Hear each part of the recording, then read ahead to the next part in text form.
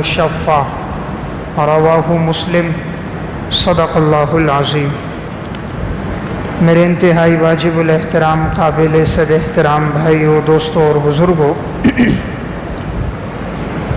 قرآن کریم اور احادیث مبارکہ کی روشنی میں رسول اللہ صلی اللہ علیہ وسلم کی 100 ایسی خصوصیات کا تذکرہ ملتا ہے جو اللہ رب العزت نے دنیا میں کسی اور کو عطا نہیں فرمائی۔ ان میں سے 40 خصوصیات کا تذکرہ گزشتہ دروس میں نے عرض کر دیا تھا۔ آج کے درس میں 41ویں نمبر پر آپ صلی اللہ علیہ وسلم کی خصوصیت یہ ہے کہ اللہ رب العزت نے آپ کی رسالت کی قسم کھائی ہے۔ اللہ رب العزت نے آپ کی رسالت کی قسم کھائی ہے۔ یہ آپ صلی اللہ علیہ وسلم کی ایک بہت بڑی خصوصیت ہے۔ جب مشرکین مکہ نے یہ اعتراض کیا کہ آپ رسول نہیں ہو تو اللہ رب العزت نے قرآن کریم نازل فرمایا، یاسین والقرآن الحکیم انک لمن المرسلین، مجھے قرآن کی قسم میں نے آپ کو رسول بنا کر بھیجا ہے۔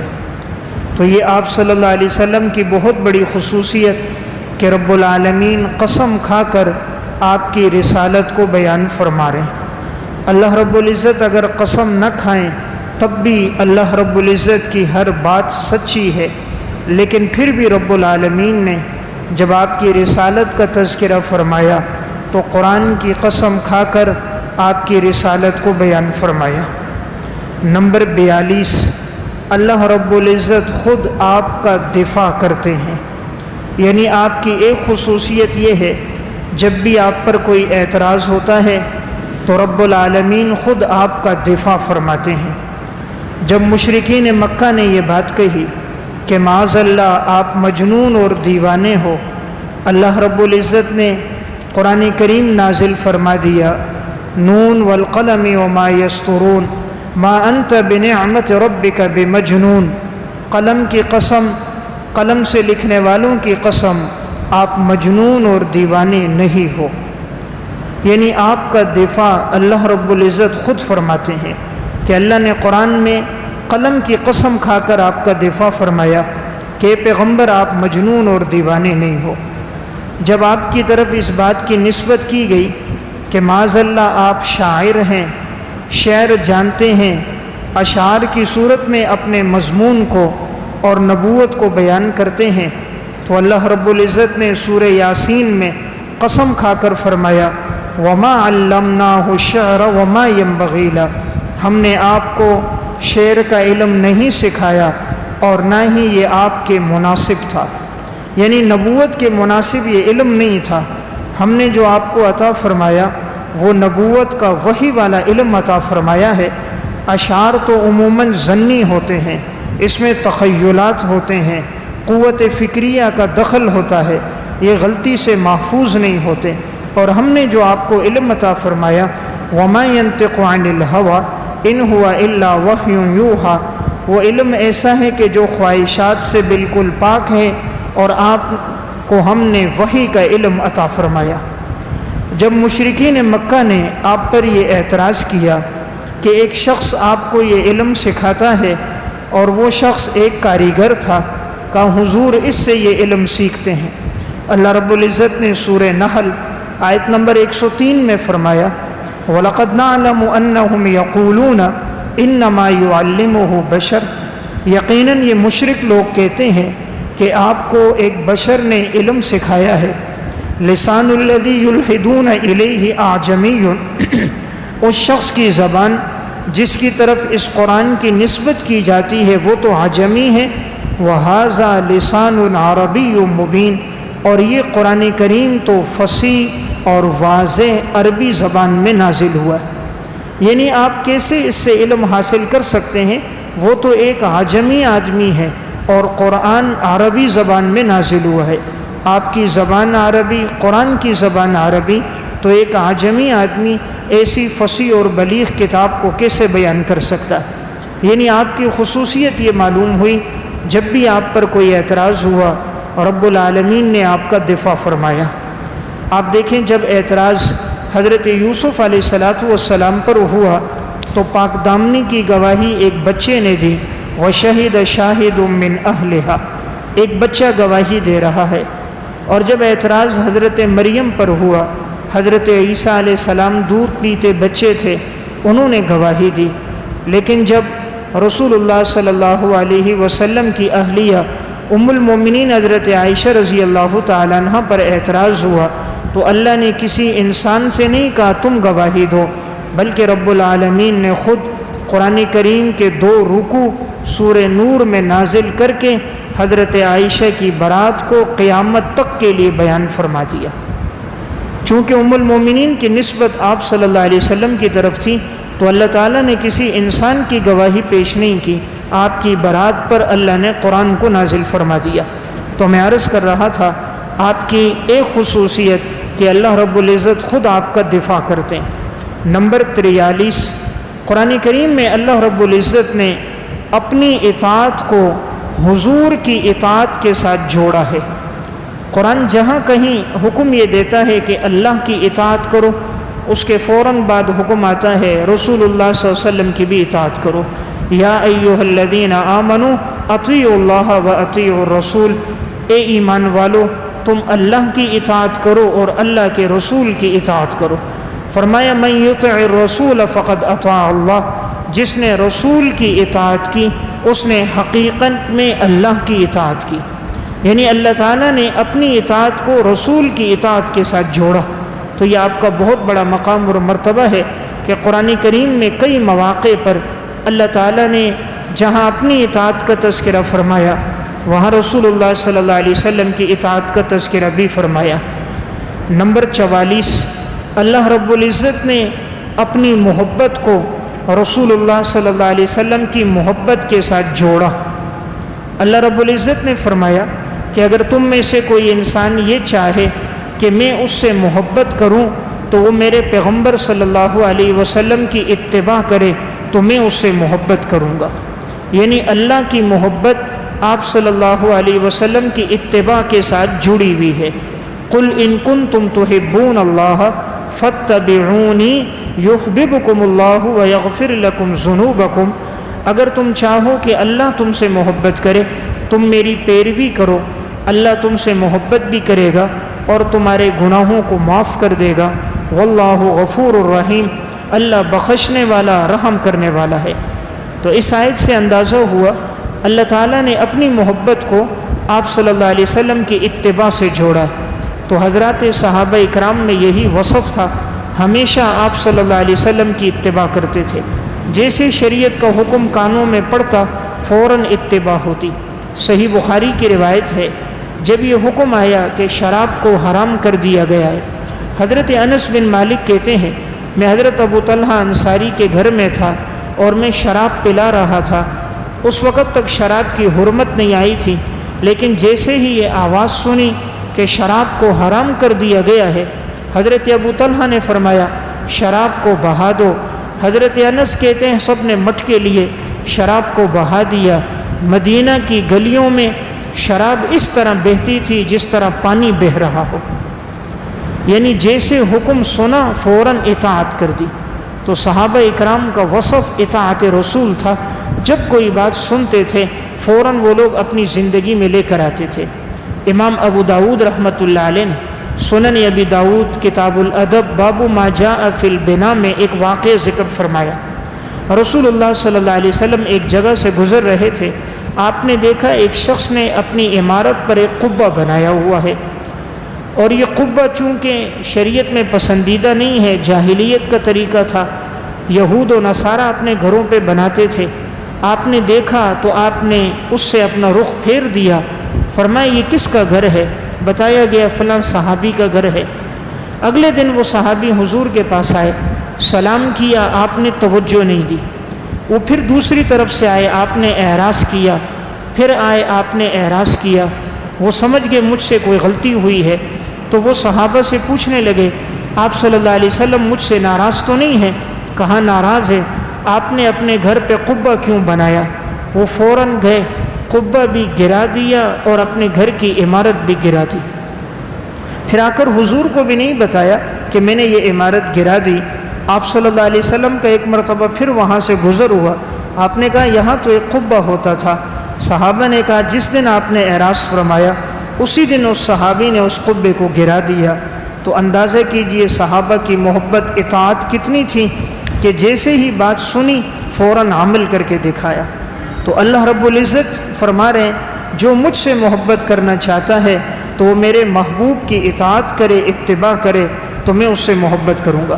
تو میں عرض کر رہا تھا صحابہ اکرام کی زندگی میں یہ وصف بہت زیادہ تھا۔ حضرت عبداللہ ابن عمر رضی اللہ تعالیٰ عنہ جب بھی رات کو سوتے اپنی وصیت لکھ کر سرہانے سو جاتے۔ کسی نے پوچھا حضرت آپ کیوں تکلیف کرتے ہیں؟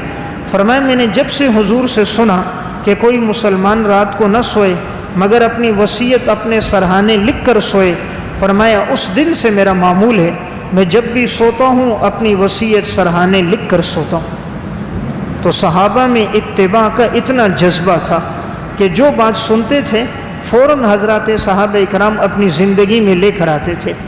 آپ صلی اللہ علیہ وسلم کے ایک صحابی تھے حضرت خریم اسدی، مسند احمد کی روایت ہے۔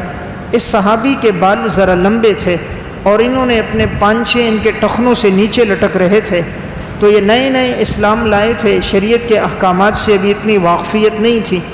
آپ صلی اللہ علیہ وسلم نے انہیں دیکھا تو آپ نے ایک جملہ فرمایا نعم الرجل خریم لولا طول جمتہ و اسبال ازارہ۔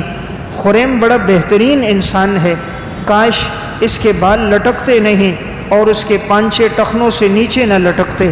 صحابی کو بات پہنچی، فوراً گئے، کینچی لی، بال بھی کاٹ دیے اور اپنی ازار جو لٹک رہی تھی اس کو بھی کاٹ دیا کہ جب آپ صلی اللہ علیہ وسلم کو پسند نہیں تو مجھے بھی پسند نہیں۔ تو حضرات صحابہ اکرام کی زندگی میں یہ وصف تھا اطاعت اور اتباع کا، جو بات سنتے تھے فوراً عمل کرتے تھے۔ صحیح مسلم کی روایت ہے آپ صلی اللہ علیہ وسلم جب حضرت ابو ایوب انصاری رضی اللہ تعالیٰ عنہ کے گھر میں ٹھہرے تھے، جب آپ مدینہ تشریف لائے تھے تو آپ صلی اللہ علیہ وسلم نیچے منزل میں تھے، حضرت ابو ایوب انصاری اوپر سے آپ کے لیے کھانا لے کر آتے، تمام خدمت آپ کی کرتے۔ ایک دن جب کھانا بھیجا گیا تو آپ نے کھانے میں ایک لقمہ لیا، پھر آپ نے کھانا چھوڑ دیا۔ جب کھانا اوپر آیا تو صحابی سمجھ کے حضور نے کھانا تناول نہیں فرمایا۔ وہ نیچے آئے، یا رسول اللہ آپ نے کھانا نہیں تناول فرمایا۔ آپ نے فرمایا اس میں لہسن بہت زیادہ ہے اور لہسن کی بو ہے اور میں ایسی چیز نہیں کھاتا جس سے بو آئے۔ چونکہ آپ صلی اللہ علیہ وسلم کا تعلق فرشتوں سے ہوتا تھا، جبرائیل امین آپ کے پاس بارہا آتے تھے اور فرشتے بدبو سے بہت دور ہوتے ہیں، اس لیے آپ نے کھانا تناول نہیں کیا۔ اس صحابی نے کہا یا رسول اللہ کیا یہ حرام ہے؟ آپ نے فرمایا حرام نہیں ہے لیکن میں نہیں کھاتا۔ وہ صحابی کہتے ہیں اس دن کے بعد میں نے بھی کہا میں بھی کچا لہسن نہیں کھاؤں گا اور لہسن پکا ہوا نہ ہو میں نہیں کھاؤں گا، جب حضور کو پسند نہیں تو مجھے بھی پسند نہیں۔ یعنی صحابہ کا مزاج ایسا بن گیا تھا اطاعت اور اتباع کا، جو بات وہ دیکھتے تھے آپ کی زندگی میں فوراً اپنی زندگی میں لے کر آتے۔ حضرت انس بن مالک رضی اللہ تعالیٰ عنہ فرماتے ہیں میں آپ صلی اللہ علیہ وسلم کے ساتھ کھانا تناول فرما رہا تھا، میں نے اس دوران دیکھا آپ کھانے میں کدو تلاش کر کر کے کھا رہے، کھانے میں کدو تلاش کرتے ہیں، تناول کرتے ہیں۔ فرمایا اس دن کے بعد سے مجھے بھی کدو سے بڑی محبت ہو گئی۔ حالانکہ کوئی سبزی کھانا، اس سے محبت رکھنا ایک طبعی چیز ہے، ایک طبعی اور فطرتی چیز ہے۔ بعض کو بعض سبزیاں پسند ہوتی ہیں، بعض کو بعض نہیں پسند ہوتی، لیکن صحابہ نے اپنی طبیعت کو حضور کی طبیعت میں ڈھال دیا تھا۔ یعنی ہماری کوئی طبیعت نہیں، وہی طبیعت جو آقا کی طبیعت ہے، یعنی جو آپ کی طبیعت وہ ہماری طبیعت۔ اس لیے جو کام کرتے حضور کو دیکھتے، جو آپ کو پسند وہ صحابہ کو پسند۔ تو میں عرض کر رہا تھا آپ کی ایک خصوصیت اللہ رب العزت فرما رہے ہیں کہ جو مجھ سے محبت کرے گا وہ میرے حبیب کی اتباع کرے گا، میرے حبیب کی اتباع کرے تو میں اس سے محبت کروں گا۔ معلوم ہوا جو حضور کی اتباع نہیں کرتا اللہ رب العزت اس سے محبت بھی نہیں فرماتے۔ تو حضرات صحابہ کی زندگی میں یہ وصف بہت زیادہ تھا، آپ صلی اللہ علیہ وسلم سے محبت، تعلق، اپنی زندگی میں آپ کی اطاعت اور اتباع۔ محبت کا کیا عالم ہے، تفسیر قرطبی میں واقعہ ایک صحابی تھے حضرت عبداللہ بن زید بن عبد ربیہ. جب ان کو پتہ چلا آپ صلی اللہ علیہ وسلم کا انتقال ہو گیا، یہ اپنی زمین میں تھے، انہوں نے اپنے ہاتھ لیے اپنی آنکھوں پہ رکھے اور اس وقت کہا اللہم آمینی حتی لا ارى شیئا بعدہ فعمی مکانہ. اے اللہ میری آنکھوں کی بینائی لے لے، جب حضور نہیں مجھے آنکھوں کی بینائی کی ضرورت نہیں. یعنی میں حضور کا چہرہ دیکھتا تھا، جب آپ نہیں تو گویا اب مجھے بینائی کی حاجت کوئی نہیں. اسی موقع پر اس صحابی کی بینائی لے لی گئی. تو صحابہ اکرام کی محبت کا بڑا عجیب عالم تھا. تاریخ کے اندر ایسی محبت کسی کو نہیں تھی جو صحابہ کو تھی. تو اللہ رب العزت نے ایک بات بیان فرمائی کہ اگر تم چاہو کہ تم سے حضور محبت کریں، اپنی زندگی میں اتباع کا وصف لے کر آؤ. نمبر 45، اللہ نے اپنے رسول کی پکار کو قبولیت کے لیے لازم قرار دے دیا. یعنی فرمایا جو میرے رسول کو پکارے گا اور میرے رسول سے اپنے تعلق کو مضبوط کرے گا، آپ کے پاس آئے گا، آپ کی خدمت اور اطاعت کرے گا، آپ کا کہنا مانے گا، پھر جو دعا کرے گا ہم اس کی دعا کو اور پکار کو قبول کریں گے. یعنی اس سے اندازہ ہوتا ہے آپ صلی اللہ علیہ وسلم کا مقام اللہ کے ہاں کتنا ہے. فرمایا یا ایھا الذین آمنوا استجیبوا للہ وللرسول اذا دعاکم لما یحییکم. اے ایمان والو، تم پکار کو قبول کرو اللہ کی اور اللہ کے رسول کی جب بھی وہ تمہیں پکاریں، اس لیے کہ وہ اپنی پکار کے ذریعے تمہیں زندگی عطا کرنا چاہتے ہیں. یعنی تم ان کی باتوں کو مانو گے تو اللہ تمہیں اصل زندگی عطا کرے گا، پرسکون زندگی، خوشگوار زندگی اللہ تمہیں عطا کرے گا. اصل زندگی وہی ہے جس میں سکون موجود ہو. زندگی ہو اندر کا سکون نہ ہو، قلبی اطمینان نہ ہو تو وہ زندگی نہیں ہے. تو اللہ رب العزت جب ناراض ہوتا ہے اندر کا سکون چھین لیتا ہے. وَمَنْ أَعْرَضَ عَنْ ذِكْرِي فَإِنَّ لَهُ مَعِيشَةً ضَنْكَ. جب تم ہماری یاد سے اعراض کرو گے ہم تمہاری زندگی تنگ کر دیں گے. اور جو اللہ کو یاد رکھتا ہے، اللہ کے حبیب کی اتباع کرتا ہے، فرمایا ہم اس کو زندگی کا سکون اور اطمینان عطا فرما دیتے ہیں. نمبر 46، اللہ رب العزت نے اپنے صفتی نام کو حضور کے لیے استعمال فرمایا. یعنی یہ بہت بڑی خصوصیت ہے. اللہ رب العزت کے اسماء حسنہ میں ایک نام ہے رؤوف. رؤوف کا معنی ہے نہایت مہربان، نہایت مہربان، نہایت شفقت کرنے والا. اللہ تعالیٰ نے اپنا یہی نام رسول اللہ صلی اللہ علیہ وسلم کے لیے استعمال فرمایا. اور اسی طرح اپنا دوسرا نام رحیم، یہ بھی آپ صلی اللہ علیہ وسلم کے لیے استعمال فرمایا. فرمایا لقد جاءکم رسول من انفسکم عزیز علیہ ما عنتم. یقیناً تمہارے پاس جو رسول آئے ہیں وہ بڑے عظیم الشان ہیں، تمہارے اپنے نفسوں میں سے بشر ہیں. عزیز علیہ ما عنتم، ان پہ بڑا گراں گزرتا ہے تمہارا مشقت میں پڑ جانا. حریص علیکم بالمؤمنین، وہ ایمان والوں پہ بہت زیادہ حریص ہیں. رؤوف الرحیم، ایمان والوں پہ بڑے مہربان اور نہایت رحم کرنے والے. یعنی حضور کا مقام اللہ کے ہاں کتنا بلند ہے. جو اللہ رب العزت کی صفت رؤوف، اللہ نے وہ صفت آپ کے لیے استعمال فرمائی. رحیم جو اللہ کی صفت ہے، اللہ رب العزت نے آپ کے لیے استعمال فرمائی. جیسے اللہ مہربان ہے، اللہ کا حبیب بھی مہربان ہے. جیسے اللہ نہایت رحم کرنے والا ہے، اللہ کا رسول بھی نہایت رحم کرنے والا ہے. تو یہ بھی آپ کا مقام اور اعزاز، اللہ نے اپنا صفتی نام آپ کے لیے استعمال فرمایا. نمبر 47، اللہ رب العزت نے اپنی اور پیغمبر کی رضامندی کو ایک شمار کیا. اپنی رضامندی کو اور پیغمبر کی رضامندی کو ایک شمار کیا. یعنی اشارہ کیا جو مجھے راضی رکھنا چاہتا ہے وہ میرے محبوب کو راضی رکھے. جس سے میرا محبوب راضی اس سے میں راضی، جس سے میرا محبوب ناراض فرمایا اس سے میں بھی ناراض ہوں. یحلفون باللہ لکم لیرضوکم، یہ منافقین قسم کھاتے ہیں تمہارے سامنے تاکہ تمہیں راضی کریں. واللہ ورسولہ احق ان یرضوہ ان کانوا مؤمنین، اللہ اور اللہ کا رسول زیادہ حقدار ہے کہ اسے راضی کیا جائے اگر یہ لوگ ایمان والے. دیکھیں یہاں ضمیر تثنیہ کی نہیں آئی کہ اللہ کو راضی کرو اور اللہ کے رسول کو کرو، بلکہ مفرد کی ضمیر آئی احق ان یرضوہ، یعنی جو اللہ کی رضامندی ہے وہی حضور کی رضامندی ہے، جو حضور کی رضامندی ہے وہی اللہ کی رضامندی ہے۔ تو اللہ نے اپنی رضامندی کو آپ صلی اللہ علیہ وسلم کی رضامندی کے ساتھ جوڑا۔ نمبر 48، اللہ رب العزت نے آپ کے شہر کی قسم کھائی۔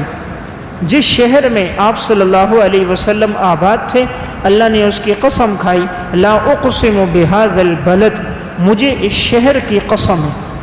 تو اندازہ کیجئے آپ کا قسم کھانا اللہ رب العزت کا صرف اس لیے تھا، آپ صلی اللہ علیہ وسلم اس شہر میں تھے، بیت اللہ اس شہر میں موجود ہے، تو اللہ تعالیٰ نے آپ کے شہر کی قسم کھائی ہے۔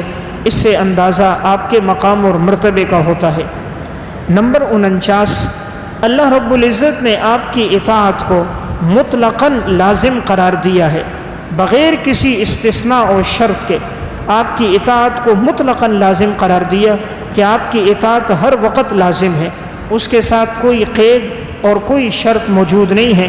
فرمایا یا ایھا الذین آمنوا اطیعوا اللہ واطیعوا الرسول، ایمان والو اللہ کی بھی اطاعت کرو، اللہ کے رسول کی بھی اطاعت کرو، اور رسول کی اطاعت کو اللہ کی اطاعت سے جوڑا، اور کہا اگر تم دنیا میں کامیابی چاہتے ہو، ہر انسان کی خواہش ہے کہ میں دنیا میں کامیاب ہو جاؤں۔ اللہ رب العزت نے کس کو کامیاب قرار دیا؟ فرمایا کامیاب انسان وہ ہوگا جو اللہ کی اور اللہ کے رسول کی اطاعت کرے گا، یقیناً وہ انسان دنیا میں کامیاب ہے اور آخرت میں بھی ایسا آدمی کامیاب ہے۔ فرمایا وَمَن يُطِعِ اللَّهَ وَرَسُولَهُ فَقَدْ فَازَ فَوْزًا عَظِيمًا، جو اللہ اور اللہ کے رسول کی اطاعت کرے گا یقیناً وہ انسان کامیاب ہوگا۔ ہم تو کامیابی کا معیار یہ سمجھتے ہیں جس کے پاس دولت ہے وہ کامیاب ہے، پیسہ ہے، ہنر ہے، وہ کامیاب ہے، سرکاری نوکری ہے، وہ کامیاب ہے، لیکن اللہ کے ہاں کامیابی کا معیار یہ ہے جو اللہ اور اللہ کے رسول کی اطاعت کرے گا وہ کامیاب ہوگا۔ جو موت سے پہلے موت کی تیاری کرے گا، فرمایا کل نفس ذائقۃ الموت وانما توفون اجورکم یوم القیامہ فمن زحزح عن النار وادخل الجنۃ فقد فاز وما الحیاۃ الدنیا الا متاع الغرور، جس شخص کو جہنم سے بچا دیا گیا، جنت میں داخل کر دیا گیا، یقیناً وہ کامیاب ہو گیا۔ تو اللہ تعالیٰ نے فرمایا کامیاب کون ہے؟ جو جہنم سے بچ جائے، جو جنت میں داخل ہو جائے، اللہ کے ہاں وہی انسان کامیاب انسان ہے۔ نمبر 50، آپ کو اخلاق عظیمہ عطا کیے گئے، اخلاق عظیمہ آپ کو عطا کیے گئے۔ قرآن کریم میں اللہ تعالیٰ نے فرمایا انک لعلی خلق عظیم، ہم نے آپ کو بہت اونچے اخلاق عطا فرمائے۔ دیکھیں اخلاق کی 3 قسمیں ہیں۔ پہلی قسم ہوتی ہے اخلاق حسنہ۔ حسنہ کا مطلب ہے ایک آدمی کسی کے ساتھ کوئی برائی کرتا ہے، دوسرا برابر سرابر برائی کرتا ہے، اپنا پورا برابر بدلہ لیتا ہے، اضافہ نہیں کرتا، یہ بھی اخلاق ہے۔ اخلاق کی ایک قسم یہ ہوتی ہے کوئی برائی کرے انسان اس کو معاف کر دے، یہ اخلاق کریمانہ ہے۔ لیکن تیسری قسم ہے اخلاق عظیمہ، جو برائی کرے اس کو معاف بھی کرو اور الٹا اس کے ساتھ اچھا سلوک بھی کرو۔ آپ صلی اللہ علیہ وسلم کو اللہ نے یہ عطا فرمایا تھا اخلاق عظیمہ، جس کسی نے برائی کی آپ نے برائی کا بدلہ برائی سے نہیں دیا، آپ نے معاف بھی کیا، الٹا ان کے ساتھ حسن سلوک بھی کیا۔ طائف کا موقع گواہ ہے کہ جنہوں نے آپ کو پتھر مارے آپ نے معاف بھی کیا، دعا بھی کی، اللہم اہد قومی فإنہم لا یعلمون، یا اللہ انہیں ہدایت دے یہ لوگ نہیں جانتے۔ آپ صلی اللہ علیہ وسلم کے پاس ایک دیہاتی شخص آیا، آپ سے مال غنیمت مانگنا چاہ رہا ہے۔ صحیح بخاری کی روایت ہے، حضرت انس بن مالک فرماتے ہیں آپ کے گلے میں ایک چادر تھی، اس نے اتنے زور سے اس کو کھینچا آپ کے نشانات پڑ گئے۔ آپ نے اس کی طرف دیکھا، مسکرائے، فرمایا کیا ہوا؟ کہا مجھے غنیمت میں حصہ چاہیے۔ آپ صلی اللہ علیہ وسلم نے اس کو غنیمت میں حصہ دے دیا، لیکن آپ نے کچھ بھی نہ کہا، مسکرا کے چھوڑ دیا۔ تو یہ آپ کے اخلاق عظیمہ تھے۔ جس نے کبھی برا سلوک کیا آپ نے معاف کیا۔ وہ یہودی جس نے آپ پر تلوار اٹھائی اور کہنے لگا من یمنعک منی، کون آپ کو مجھ سے بچائے گا، آپ نے لفظ اللہ کہا، اس پہ لرزہ طاری ہوا، تلوار گر گئی، آپ نے تلوار لی، فرمایا تجھے کون بچائے گا، پھر آپ نے اس کو معاف کر دیا۔ چاہتے تو قتل کر دیتے لیکن اخلاق عظیمہ تھے۔ تو اللہ تعالیٰ نے آپ کو یہ صفت عطا فرمائی۔ فتح مکہ کا موقع ہے، آپ صلی اللہ علیہ وسلم جب مکہ میں داخل ہو رہے ہیں، یہ مکہ والے وہی لوگ تھے جنہوں نے 13 سال آپ پر ظلم و ستم کیا تھا۔ یہ وہی لوگ تھے جنہوں نے 3 سال آپ کو شیب ابی طالب میں محصور رکھا تھا، جہاں آپ کا کھانا پینا، قضائے حاجت سب کچھ اسی میں ہوتا تھا۔ یہ وہی لوگ تھے کہ جنہوں نے آپ سجدے میں گئے تھے اور انہوں نے اونٹ کی گندی اوجڑی لا کر آپ کے کندھے پہ رکھ دی تھی۔ دین کے لیے ہمیں اتنی نہیں تکلیفیں دی گئیں جتنی آپ صلی اللہ علیہ وسلم کو دی گئیں۔ آج تک ہمارے کندھے پر، ہماری کمر پر کسی نے اونٹ کی گندی اوجڑی لا کے نہیں رکھی۔ آپ سجدے میں گئے ہیں، عقبہ بن ابی معیط نے گندی اوجڑی آپ کے کمر پہ لا کے رکھ دی، آپ سجدے سے اٹھ نہیں پا رہے تھے۔ ہمارے گلے میں آج تک کسی نے چادر ڈال کر گھسیٹا نہیں، لیکن عقبہ بن ابی معیط بدبخت نے آپ صلی اللہ علیہ وسلم کے گلے میں چادر ڈال کر آپ کو گھسیٹا۔ دین کی خاطر ہماری بیٹیوں کو طلاق نہیں دی گئی، لیکن جب قرآن کریم کی سورہ لہب نازل ہوئی تو ابو لہب کے دونوں بیٹے بدبخت، اس وقت تک چونکہ کفار کے ساتھ نکاح منع نہیں تھا، تو دونوں بیٹے عتبہ اور شیبہ نے آپ کی دونوں بیٹیوں کو بیت اللہ میں آ کر طلاق دے دی۔ دین کی خاطر ہماری بیٹیوں کو طلاق نہیں دی گئی، دین کی خاطر ہمیں آج تک کسی نے پتھر نہیں مارے۔ ہمارا تو استقبال ہوتا ہے، جہاں جاتے ہیں ہمارا اکرام ہوتا ہے، ہمارا سامان کھلتا نہیں ہے، ساتھی اکرام شروع کر دیتے ہیں۔ حضور طائف میں گئے، آپ کو پتھر مارے گئے، اذیتیں تو آپ نے برداشت کی ہیں۔ آپ نے فرمایا لقد اوذیت فی اللہ ما یؤذی احد واخفت فی اللہ ما یخاف احد، جتنا مجھے تکلیفیں دی گئیں اسلام کے لیے کسی کو نہیں دی گئی، جتنا مجھے ڈرایا دھمکایا گیا آپ نے فرمایا کسی کو نہیں گیا۔ تو سب سے زیادہ آزمائشیں آپ صلی اللہ علیہ وسلم پر آئیں۔ دنیا میں آئے نہیں، والد کا انتقال ہو گیا، 6 سال کی عمر کو پہنچے والدہ کا انتقال ہو گیا، 8 سال کی عمر کو پہنچے دادا کا انتقال ہو گیا۔ آپ کی زندگی میں آپ کی رفیقہ حیات حضرت ختیجہ رضی اللہ تعالیٰ عنہ کا انتقال ہو گیا۔ ہر مشکل میں ساتھ دینے والا چچا ابو طالب کا انتقال ہو گیا۔ آپ کی زندگی میں 3 بیٹیوں کا انتقال ہو گیا، رقیہ، ام کلثوم اور زینب۔ آپ کی زندگی میں 3 بیٹوں کا انتقال ہو گیا، آپ کے بیٹے قاسم، بیٹے ابراہیم، آپ کے بیٹے عبداللہ۔ اتنی آزمائشیں آپ پر آئیں، آپ کا سگا بھائی کوئی نہیں، آپ کی سگی بہن کوئی نہیں، والد کا چہرہ آپ نے نہیں دیکھا، اور والدہ کی روح بھی وہاں پرواز کی۔ ایک جنگل تھا، ابوا نامی مقام ہے، جہاں انسان تو انسان کوئی چرند پرند بھی نہیں، وہاں ویرانے میں آپ کی والدہ آمنہ کا انتقال ہو گیا۔ آج ہم سمجھتے ہیں آزمائشیں ہم پر آئی، ہم پر تو 1% بھی نہیں آئی جو امام الانبیاء پر آئی۔ ہمارے گھر میں کبھی 2 مہینے ایسے نہیں گزرے کہ ہمارے گھر میں چولہا نہ جلا ہو۔ آپ کے گھر میں 2 مہینے گزر جاتے تھے، چولہا نہیں جلتا تھا۔ ام المومنین فرماتے ہیں صرف پانی اور کھجور کے علاوہ گھر میں کچھ نہیں ہوتا تھا۔ ہم نے دین کے لیے کبھی پیٹ پہ پتھر نہیں باندھے۔ آپ پر 2 دن گزرے، ایک لقمہ نہیں کھایا، خندق کا موقع تھا، آپ نے اپنے پیٹ پر پتھر باندھے ہیں۔ تو اتنی آزمائشیں آپ پر آئیں۔ دین کی خاطر ہمارے دندان نہیں شہید ہوئے، ہمارے جسم کا خون نہیں بہا، ہمارے رخسار زخمی نہیں ہوئے۔ آپ صلی اللہ علیہ وسلم احد کا موقع ہے، 2 دندانے مبارک شہید ہو گئے، خود کی کڑیاں رخساروں میں لگ گئی، چہرہ انور سے خون بہنے لگ گیا، جس سے مقدس خون کائنات میں کوئی نہیں تھا، لیکن دین کے لیے وہ خون بھی بہا ہے۔ تو میں عرض کر رہا تھا جتنی آزمائشیں آپ پر آئی ہیں، دنیا میں کسی انسان پر اتنی آزمائشیں نہیں آئی جو اللہ تعالیٰ نے آپ پر رکھی۔ آپ کا مقام بہت بلند تھا، آپ کے انگلی کے اشارے پہ چاند کے 2 ٹکڑے ہو رہے ہیں، اقتربت الساعۃ وانشق القمر۔ آپ چاہتے تو اللہ مکہ کے پہاڑوں کو سونے کا بنا دیتا، فرمایا نہیں، میں چاہتا ہوں ایک دن کھاؤں، ملے اللہ کا شکر کروں، نہ ملے صبر کروں، پھر بھی اللہ کا شکر کروں۔ دونوں کیفیتیں اللہ کو پسند ہیں، صبر بھی شکر بھی۔ تو میں عرض کر رہا تھا آپ کا کوئی بیٹا جوان نہیں ہوا، آپ کے 3 بیٹوں کا بچپن میں انتقال ہوا، کوئی بیٹا بالغ نہیں ہوا۔ اس لیے قرآن کہتا ہے ما کان محمد ابا احد من رجالکم ولکن رسول اللہ وخاتم النبیین۔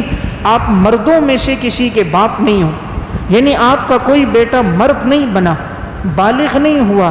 آپ کے سب بچوں کا انتقال جو ہوا ہے وہ بلوغت سے پہلے پہلے ہوا، یعنی کتنا بڑا صدمہ ہے، آپ کا کوئی بیٹا بالغ نہیں ہوا ہے، آپ کے ہاتھوں میں آپ کا بیٹا تھا ابراہیم، اور جس وقت انتقال ہو رہا تھا آپ صلی اللہ علیہ وسلم کو خبر ملی، آپ آئے، اپنے چھوٹے بیٹے کو اپنے ہاتھ میں اٹھائے، وہ ہچکیاں لے رہا ہے، سانس بند ہو رہا ہے، آپ کی آنکھوں سے آنسو جاری ہو گئے، امام الانبیاء اپنا بیٹا ہے، اس سے پہلے 2 بیٹوں کا انتقال ہو گیا، بیٹیوں کا انتقال ہو گیا، ہاتھ میں اٹھایا ہوا ہے، آنسو بہ رہے ہیں۔ عبد الرحمن ابن عوف کہتے ہیں یا رسول اللہ آپ کی آنکھوں سے آنسو بہ رہے ہیں، فرمایا یہ تو رحمت ہے، یہ منع نہیں ہے، منع جزا فضا ہے، گریبان پھاڑنا منع ہے، آہو بکا کرنا منع ہے، چیخنا چلانا منع ہے، آنسوؤں کا بہہ جانا یہ تو غم کا اظہار ہے، اور یہ ایک فطرتی بات ہے، یہ منع نہیں ہے۔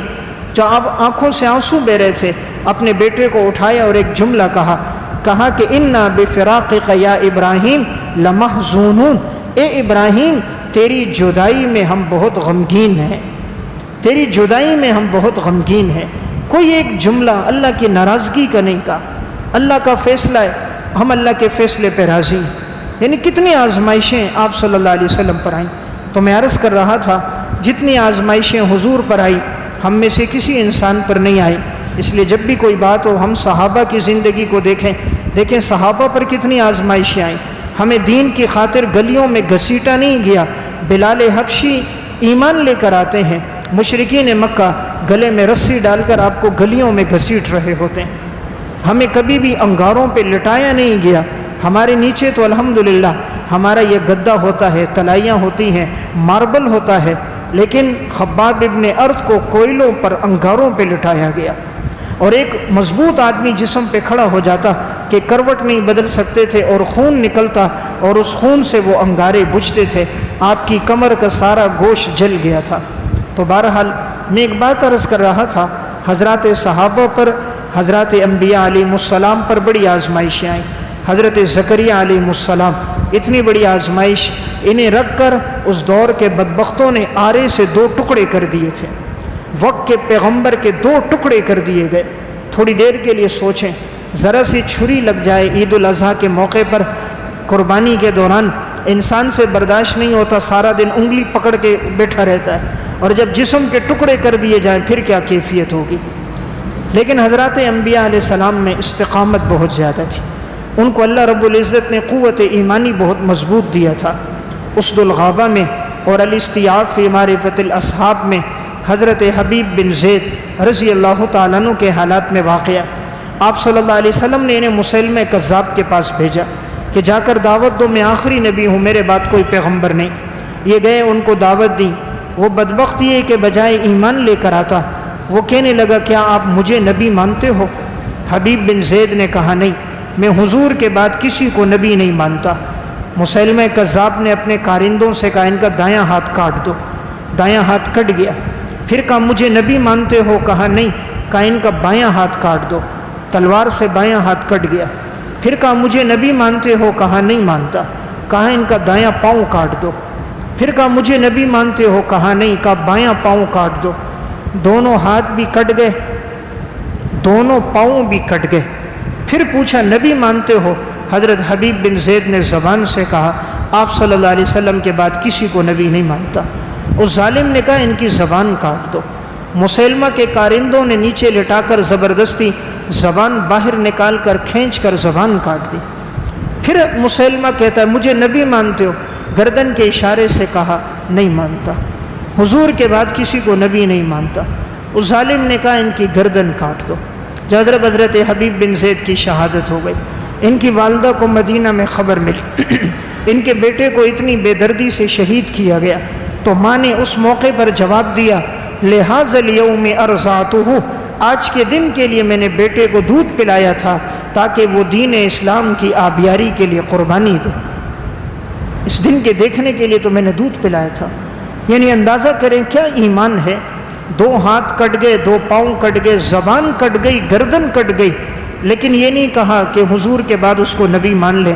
حالانکہ اسلام نے اجازت دی ہے اگر موت کا ڈر ہو، جان کا خوف ہو، انسان کلمہ کفر زبان سے کہہ سکتا ہے، دل میں ایمان موجود ہو تو الا من اکرہ وقلبہ مطمئن بالایمان، اللہ فرماتا ہے کہ اگر تمہارا دل مطمئن ہو تم زبان سے کلمہ کفر کہہ سکتے ہو، یہ رخصت ہے، لیکن صحابہ نے کبھی رخصت پر عمل نہیں کیا، ہمیشہ عزیمت پہ عمل کیا۔ صحابہ کی تاریخ میں کوئی ایک واقعہ نہیں ملتا حضرات صحابہ رخصت پہ چلے، دین کے معاملے میں ہمیشہ عزیمت پہ چلے، جو دین کی بات ہوتی تھی عزیمت پہ چلتے تھے، شریعت کا حکم ہوتا عزیمت پہ چلتے۔ حضرت عبداللہ بن عباس بیمار ہو گئے، مجمع الزوائد میں روایت ہے، آنکھوں کی بینائی کمزور ہو گئی، پانی اتر آیا۔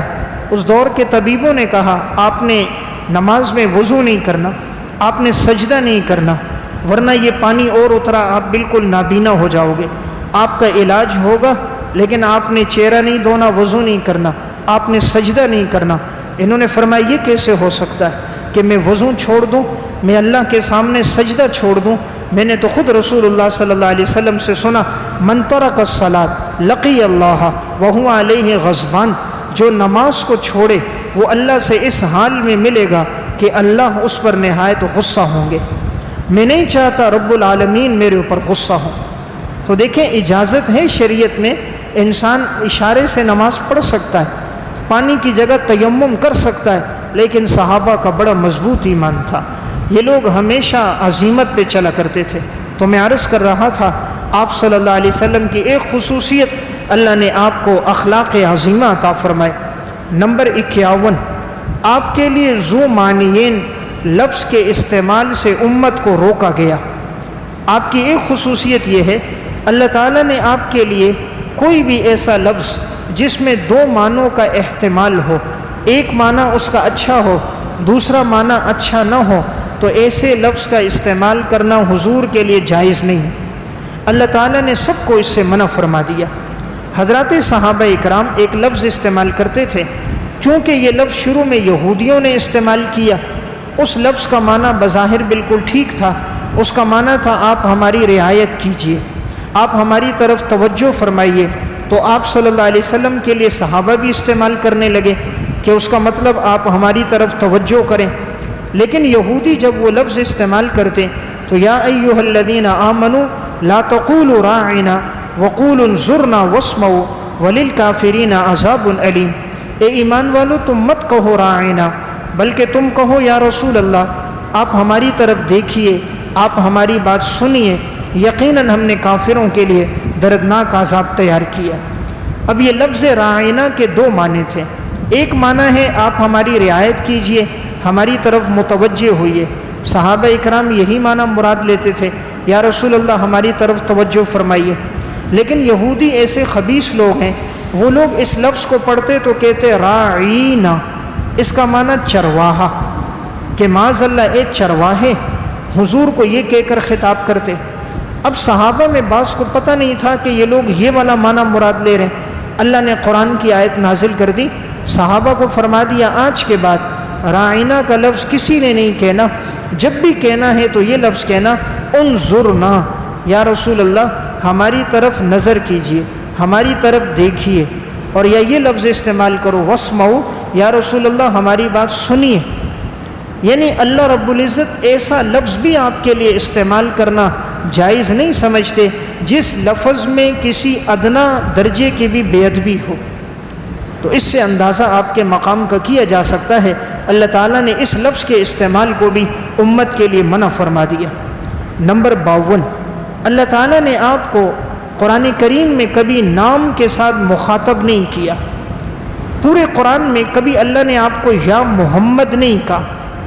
دیکھیں انبیاء علیہ السلام کا تذکرے میں یا آدم ہے، یا نوح ہے، یا موسیٰ ہے، یا ابراہیم ہے، یا عیسیٰ ہے، لیکن اللہ نے جب آپ کو پکارا یا ایھا الرسول، یا ایھا النبی، یا ایھا المزمل، یا ایھا المدثر، یاسین والقرآن الحکیم، طٰہٰ، یعنی بڑے بڑے عظیم و شان القابات کے ساتھ، کہیں والضحیٰ، کہیں واللیل اذا یغشیٰ۔ تو اس سے اندازہ ہوتا ہے آپ کا مقام اتنا بلند، اللہ تعالیٰ آپ کا نام بھی نہیں لے کے پکار رہے، یا محمد نہیں فرما رہے۔ محمد قرآن میں جہاں آیا آپ کی رسالت کے لیے آیا، جیسے محمد الرسول اللہ، کہ محمد صلی اللہ علیہ وسلم اللہ کے رسول ہیں، وما محمد الا رسول، محمد صلی اللہ علیہ وسلم اللہ کے رسول ہیں. ما کان محمد ابا احد من رجالکم، آپ کی ختم نبوت کو بیان کرنے کے لیے لفظ استعمال ہوا اور چوتھی مرتبہ سورہ محمد میں ہوا. یعنی اللہ نے آپ کو یا محمد نہیں کہا، جب بھی پکارا لقب سے پکارا، صفت سے پکارا. اس سے محبت کا اندازہ ہوتا ہے. جیسے کوئی دنیا میں کسی کو کہے قاری صاحب، مفتی صاحب، مولانا صاحب، حضرت صاحب، شیخ الحدیث صاحب، ڈاکٹر صاحب، پروفیسر صاحب، اس میں محبت زیادہ ہے، اس میں اپنائیت زیادہ ہے. کسی کا نام لیا جائے اگرچہ ناجائز نہیں ہوتا، لیکن لقب سے پکارا جائے تو یہ محبت میں اور اضافہ کر دیتا ہے. تو اللہ جب اپنے حبیب کو پکارتے لقب کے ساتھ پکارتے، نام لے کر نہیں پکارتے تھے. اس سے آپ صلی اللہ علیہ وسلم کے درجے کا اندازہ ہوتا ہے. نمبر 53، اللہ تعالیٰ نے خلیل اور حبیب کے تذکرے میں خلیل کو نام کے ساتھ اور حبیب کو صفت کے ساتھ پکارا. قرآن کریم میں اللہ تعالیٰ نے ابراہیم خلیل اللہ کا بھی تذکرہ فرمایا، اور آپ صلی اللہ علیہ وسلم جو اللہ کے حبیب اللہ ہیں آپ کا بھی تذکرہ فرمایا.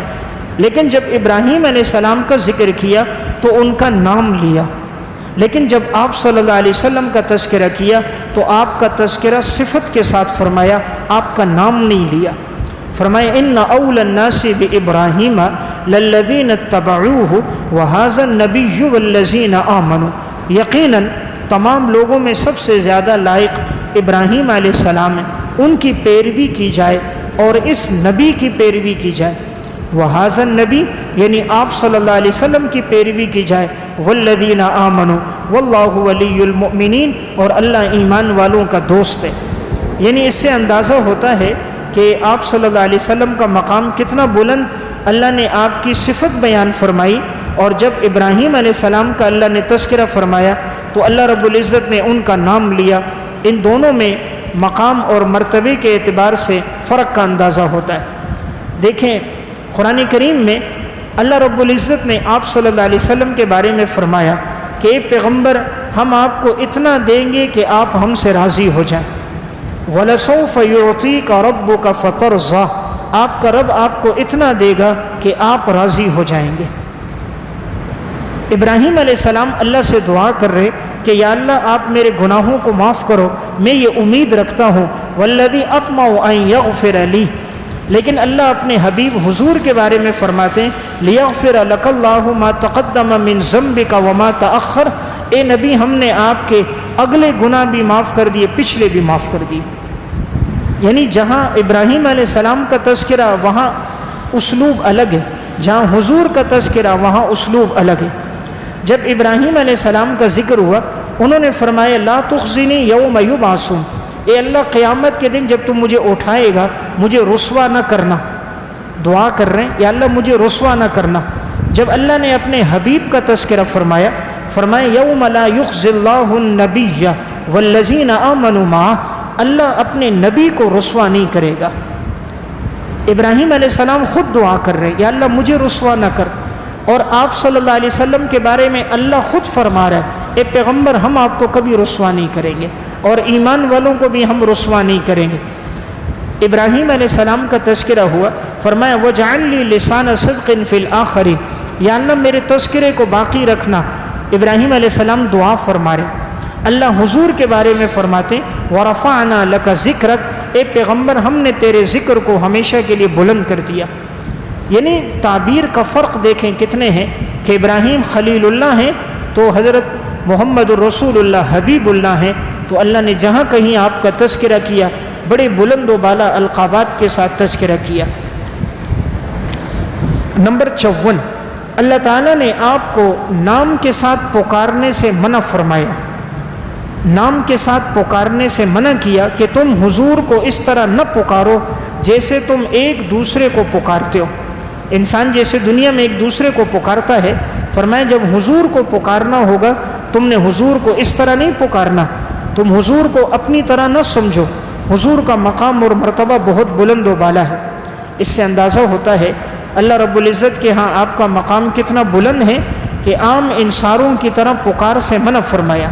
لا تجعلوا دعاء الرسول بینکم کدعاء بعضکم بعضا، تم حضور کو اس طرح نہ پکارو جیسے تم میں سے بعض لوگوں کو پکارتے ہیں، یعنی عام انسانوں کو پکارتے ہیں، انسان نام لے کر پیچھے سے پکارتا ہے، آواز دے کر پکارتا ہے، تو کہا میرے پیغمبر کو اس طرح نہیں پکارنا۔ اس سے بھی آپ کے مقام کا اندازہ ہوتا ہے۔ نمبر 55، آپ کے ساتھ سرگوشی کرنے سے پہلے اللہ نے صدقے کو لازم کر دیا، یعنی جو آپ سے تنہائی میں بات کرے گا پہلے وہ اللہ کے نام پہ صدقہ دے گا، پھر وہ آپ سے بات کرے گا۔ آپ کا وقت اتنا قیمتی ہے۔ ہوتا یہ تھا کہ یہ منافق لوگ حضور کے پاس آ جاتے، آپ کا وقت ضائع کرتے، آپ صلی اللہ علیہ وسلم عبادت میں مصروف ہوتے، امت کی فکر میں ہوتے، یہ کوئی بات نہیں ہوتی، کہتے حضرت مشورہ ہے، مشورے کے نام پہ آپ کے گھنٹوں ضائع کر دیتے۔ حضرت ایک بات پوچھنی ہے، گھنٹوں لے کر آپ کو بیٹھ جاتے، آپ کے تو عالی اخلاق تھے، آپ اٹھنا گوارا نہیں کرتے جب تک دوسرے کی بات پوری نہ ہو جائے۔ اللہ رب العزت نے حکم نازل کر دیا، جو بھی آپ سے مشورہ کرے گا، اکیلے میں آپ کا وقت لے گا، پہلے اللہ کے نام پہ صدقہ دے گا، پھر آپ سے بات کرے گا۔ اب جو منافق لوگ تھے وہ پیچھے ہٹ گئے، کیونکہ منافق کے لیے پیسے خرچ کرنا بہت مشکل کام ہے۔ منافق آدمی رب کے نام پہ خرچ نہیں کرتا، اللہ کے نام پہ نہیں دیتا۔ تو اس لیے جب یہ آیت نازل ہوئی، منافقین نے آپ سے سرگوشیاں کرنا چھوڑ دی۔